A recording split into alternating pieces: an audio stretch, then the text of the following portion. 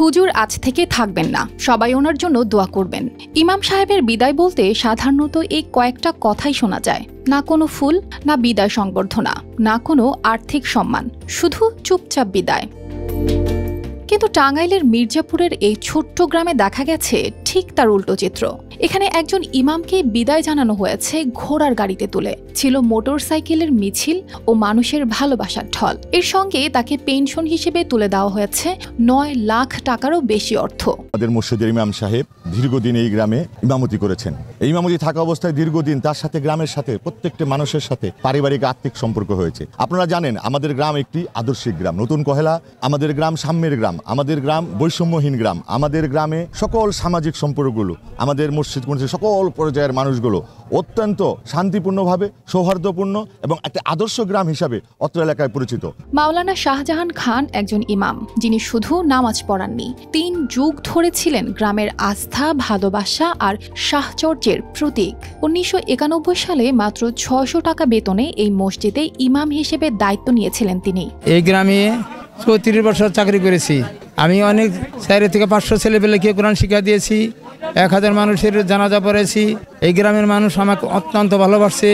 এই গ্রামের মানুষ আমাকে বিদায় লগ্নে 9 লক্ষ টাকা দান করেছে এবং অনেক কিছু উপঢৌকন দান করেছেন।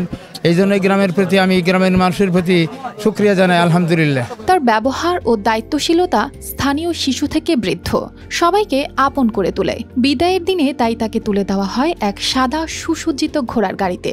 উনি অত্যন্ত সহজ সরল একজন ভালো মানুষ ছিল। হুজুর বলতে একজন ভালো হুজুর ছিল। আসলে উনি আসছিল একদম কাঁচা দাড়ি নিয়ে, এখন বিদায় নিলেন পাকা দাড়ি হয়ে। এর মতো ভালো লোক আর হয় না। আমি যখন বাড়িতে ছিলাম তখন এই ইমামের পিছনে আমি 10 বছর মাধ্যমিক করছি। পেছনে চলছিল অর্ধ শতাধিক মোটরসাইকেলের মিছিল। গ্রামের প্রতিটি কোণ যেন সেই শব্দে বলছিল, তাকে আমরা ভুলব না। তার ভবিষ্যতের কথা ভেবে এককালীন পেনশন তুলে দেওয়া হয়। এ যেন সরকারি চাকরিজীবীর বিদায়ও হার মানায়। আরও একটি চমক, 2024 সালে এই গ্রামবাসীরাই তাকে পাঠিয়েছিলেন উমরা হজে। অবশ্যই সৌভাগ্যের ব্যাপার, যেহেতু পুরান ঢাকার ভিতরে মুফতি ফজলুল হক আমিনী সাহেব উনি অনেক যোগ্য একজন মুফতি, অনেক বাংলাদেশের এই ইসলামী আন্দোলনের অনেক বড় মাপের আলেম ছিলেন। ওনার মাদ্রাসা থেকে যেহেতু উনি লেখাপড়া শেষ করে আসছেন, উনি অত্যন্ত অবশ্যই উনি যোগ্য আলেম ছিলেন একজন। এই গ্রামে ইমামের কথা যদি বলতে হয়, আমার জন্মের আগে তিনি এই মসজিদে এসেছিলেন। তো আমাদের সবাইকে তিনি কোরআন শিক্ষা দিয়েছেন এবং বিশেষ করে যে যে ছাত্র সমাজ আছে তাদের সবসময় তিনি সুপরামর্শ দিয়ে যেত। মসজিদ কমিটির সভাপতিও বলেন, দেশের বহু ইমাম বৃদ্ধ বয়সে অসহায় হয়ে পড়েন, তাই বিষয়টি খেয়াল রেখেই এমন সম্মান, এমন বিদায়। টাঙ্গাইল জেলা মির্জাপুর থানা নতুন কহেলা গ্রামে একটা আদর্শ গ্রাম।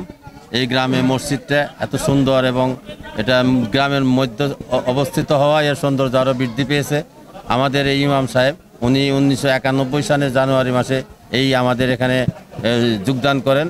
তো পরের থেকে উনি আমাদের গ্রামের একটা মক্তব আছে, এখানে সকালবেলা ছেলেদের উনি কোরআন শিক্ষা দিতেন এবং উনি 5 ওয়াক্ত নামাজ সুন্দরভাবে এখানে সবার এবং হাদিস সহকারে উনি হলো বাংলাদেশের সবচেয়ে লালবাগ যে আছে সেখান থেকে উনি সেখানকার ছাত্র, সেখান থেকে উনি মৌলানা পাস করছেন।